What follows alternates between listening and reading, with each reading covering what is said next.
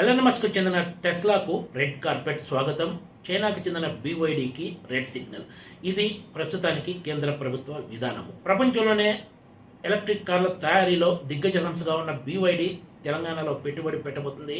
రాష్ట్రంలో యూనిట్ ఏర్పాటు ద్వారా ఏకంగా 80,000 కోట్ల రూపాయల మేర పెట్టుబడులు రానున్నాయంటూ గత కొన్ని రోజులుగా ప్రచారం జరిగింది. కేంద్ర వాణిజ్య శాఖ మంత్రి పీయూష్ గోయల్ తాజాగా చేసిన వ్యాఖ్యలు చూస్తే కేంద్రంలోని మోడీ సర్కార్ తెలంగాణకు బిగ్ షాక్ ఇచ్చినట్లే లెక్క. దేశంలో BYD ఎంట్రీకి ప్రస్తుతానికైతే నో అని కేంద్ర వాణిజ్య శాఖ మంత్రి పీయూష్ గోయల్ ఇటీవల ఒక సమావేశంలో మాట్లాడుతూ తేల్చి చెప్పారు.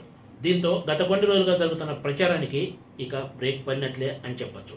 ఎలక్ట్రిక్ కార్ల తయారీ విషయంలో దేశంలోకి ఆహ్వానించే కంపెనీల విషయంలో ఆచితూచి వ్యవహరిస్తామంటూ ఆయన స్పష్టం చేశారు.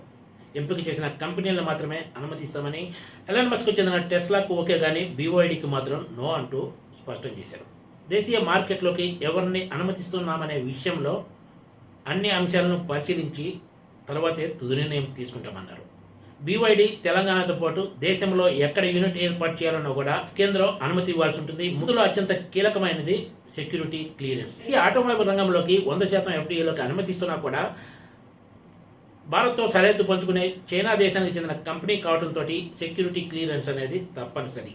వాస్తవానికి BYD గతంలోనే హైదరాబాద్ కేంద్రంగా పనిచేసే మెగా ఇంజనీరింగ్తో కలిసి జాయింట్ వెంచర్ ఏర్పాటు చేయాలని ప్రతిపాదించింది. కేంద్రం దగ్గరకు ఈ ప్రతిపాదనను కూడా తీసుకెళ్లింది. అప్పట్లో కూడా కేంద్రం ఈ ప్రాజెక్టుకు నో చెప్పింది.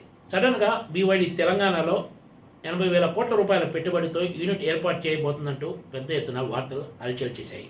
మీడియాలో ఈ వార్తలు అలా వచ్చాయో లేదో టీఆర్ఎస్ వర్కింగ్ ప్రెసిడెంట్ మాజీ మంత్రి కేటీఆర్ కూడా ఇందులో తమ కృషి ఉందంటూ క్లెయిమ్ చేసుకునే ప్రయత్నం చేశారు.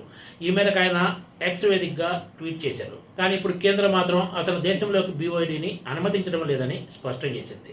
చైనా కంపెనీలను దేశంలోకి అనుమతించాలంటే ఎన్నో అంశాలను పరిశీలించాల్సి ఉంటుందని కేంద్ర వాణిజ్య శాఖ మంత్రి పీయూష్ గోయల్ తెలిపారు. మరోవైపు ఇప్పుడు అమెరికా అధ్యక్షుడు డొనాల్డ్ ట్రంప్ రేపిన సుంకాల సునామీ ప్రపంచాన్ని అతలాకుతలం చేస్తుంది. ముఖ్యంగా ప్రపంచంలోనే 2వ అతిపెద్ద ఆర్థిక వ్యవస్థగా ఉన్న చైనా, అమెరికా కూడా సుంకాల విషయంలో పెద్ద ఎత్తున ఘర్షణ పడుతున్నాయి. ఈ తరుణంలో భారత్ చైనాకు చెందిన BYD లాంటి యూనిట్కు అనుమతించడం కష్టమే అని అధికార వర్గాలు కూడా అభిప్రాయపడుతున్నాయి.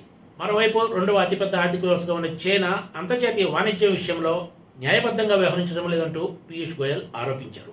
తాజాగా పీయూష్ గోయల్ చేసిన ప్రకటనతో తెలంగాణకు BYD యూనిట్ వస్తుందనే ప్రచారంలో ఏమాత్రం నిజం లేదని తేలిపోయినట్లయిందనే చర్చ సాగుతుంది. ప్రస్తుత వాతావరణం చూస్తుంటే ఇప్పట్లో చైనాకు చెందిన అత్యంత కీలకమైన BYDకి ఇండియా అనుమతించడం అనుమానమే. Please subscribe TCTV.